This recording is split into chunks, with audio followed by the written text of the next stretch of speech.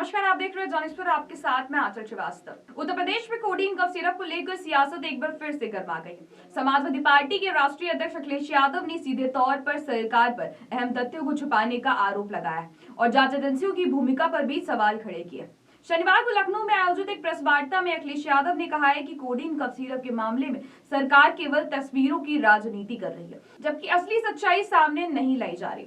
अखिलेश यादव का दावा है कि उत्तर प्रदेश के 36 जिलों में कोडीन कफ सिरप के अवैध कारोबार से जुड़े 118 से अधिक एफआईआर दर्ज हो चुकी है। उनका कहना है कि पूरे प्रदेश में कफ सिरप का एक संगठित काला कारोबार चल रहा था, जिस पर सरकार अब तक स्पष्ट जवाब देने से बच रही है। फोटो विवाद को लेकर अखिलेश यादव ने तंज कसते हुए कहा है कि अगर किसी के साथ फोटो खिंचवाने से वो माफिया बन जाता है, तो फिर उनके पास भी मुख्यमंत्री और डिप्टी सीएम के साथ तस्वीरें मौजूद हैं। उन्होंने कहा है कि तस्वीरों को आधार बनाकर किसी को भी दोषी ठहराना सरासर गलत है। अखिलेश यादव ने एक दिन पहले सोशल मीडिया प्लेटफॉर्म एक्स पर शायराना अंदाज में सरकार को घेरा था। उन्होंने लिखा था कि जब खुद फंस जाओ तो दूसरों पर इल्जाम लगाओ, ये खेल हुआ पुराना, हुक्मरान कोई नई बात बताओ। अखिलेश यादव ने आगे कहा कि अगर सरकार वाकई नशाखोरी और अवैध कफ सिरप के कारोबार को लेकर गंभीर है, तो केवल एसटीएफ ही नहीं बल्कि एक अलग जीटीएफ यानी ग्लोबल टास्क फोर्स भी बनाई जानी चाहिए।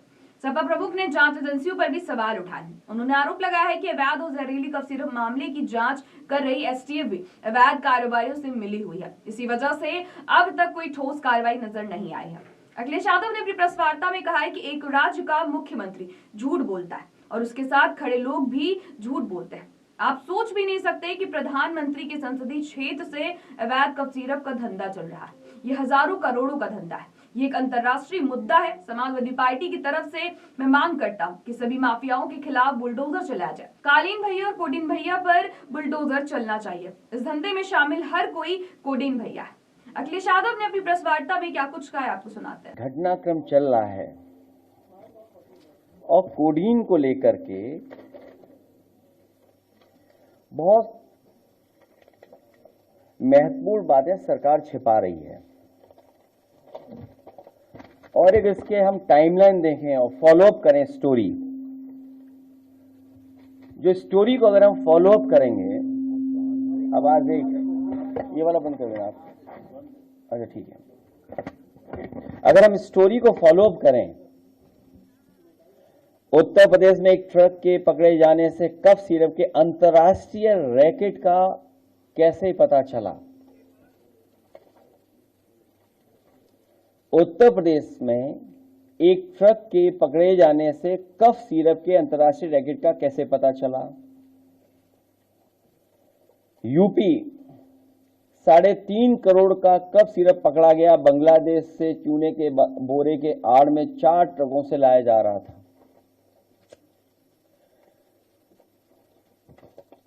36 जिलों में 118 से अधिक एफआईआर। यूपी में कफ सिरप का काला कारोबार। पढ़ें इस कांड की पूरी कहानी। कोडीन सिरप माफिया कौन? 5 तरह के फर्जी फर्म पूर्वी यूपी एवं बांग्लादेश, हब और नेक्सस।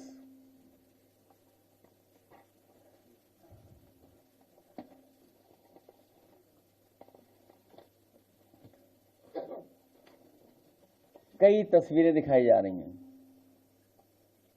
कई तस्वीरें दिखाई जा रही हैं। तो अगर हम तस्वीरों का ही सब कुछ ठीक मान लें और मेरे साथ खड़ा होने वाला ही अगर माफिया है, तो मेरी तस्वीर तो मुख्यमंत्री जी के साथ भी है, मेरी तस्वीर डिप्टी सीएम साहब के साथ भी है, मेरी तस्वीर दूसरे हाफ उनके साथ भी है। तो अगर मेरी तस्वीर और मुख्यमंत्री जी की तस्वीर आप देखते हैं, तो माफिया किसको पाएंगे आप? लगता है धूल कैमरों की उस पर लग गई है। मैं मजबूरी समझ सकता हूं।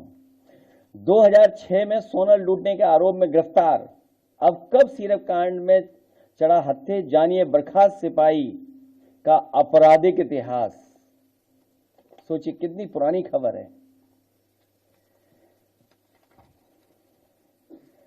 यही कसूर रहा इनका दिखाने को औरों के बच्चे गोद में खिलाते रहे, पर पैसों के लालच में बच्चों की जान दांव पर लगाते रहे।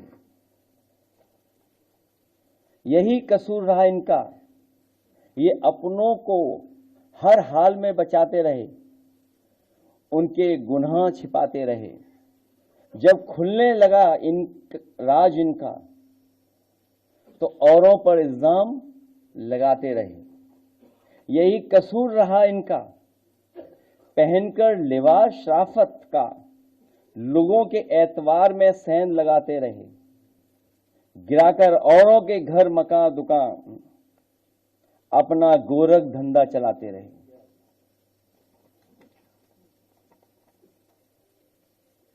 किसी प्रदेश का मुख्यमंत्री झूठ बोले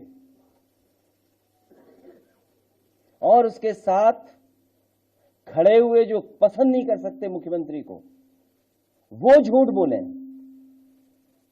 तो कल्पना कर सकते हैं कि प्रधानमंत्री के क्षेत्र में इतना बड़ा रैकेट चल रहा हो। सवाल ये नहीं यूपी में चल रहा है, बड़ा सवाल यह है कि प्रधानमंत्री के संसदीय क्षेत्र से चल रहा था, और कोई 100, 200, 300 करोड़ का नहीं है। सुनने में आ रहा है 700 कंपनियां, कई हजार करोड़ का इंटरनेशनल मसला है ये।